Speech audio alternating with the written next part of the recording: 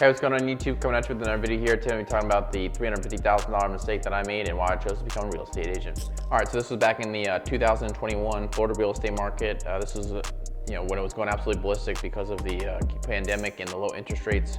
I ended up finding a townhome that was 2 blocks to the beach on Amelia Island. It was not in a flood zone, no HOA.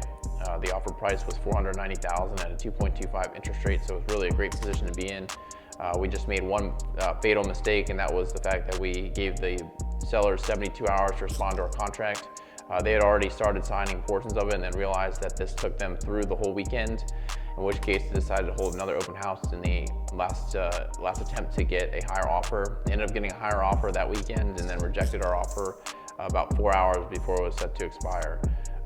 And that is how I lost $350,000 in home equity because that house is now valued at over $840,000. So having a real estate agent that really understands how this process works and how the variables can play in favor of a buyer or a seller is really important.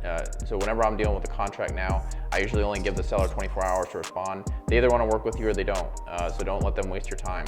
Or force their hand and force them to have to give you a counteroffer, and then at least then the ball is in your court to decide whether you want to proceed with purchasing the house or not.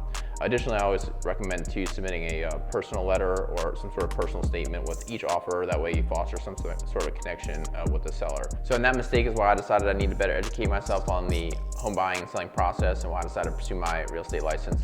So I'm going to break that process down in case you're interested. So step 1 is you need to be 18 years or older, and step 2 is that you have a high school diploma or equivalent. Step 3 is you're going to register with your state-specific real estate commission or Department of Licensing. I'll leave a link in the description for South Carolina. Then you're going to complete your pre-licensing education. So in South Carolina, that's going to be 60 hours of fundamentals of real estate, and then an additional 30 hours in advanced real estate principles. Once you complete those courses and you complete your fingerprinting and your background check, you'll then be issued essentially an admissions ticket to take your national and state-specific exams. And that's in South Carolina, that's at a PSI Testing Center. And then once you pass that exam, it's just a pass or fail exam, you'll be issued your license in a couple weeks following that. And then you'll be able to either place it inactive, or you'll be able to place it under the supervision of a broker, in which case you're considered an active real estate agent.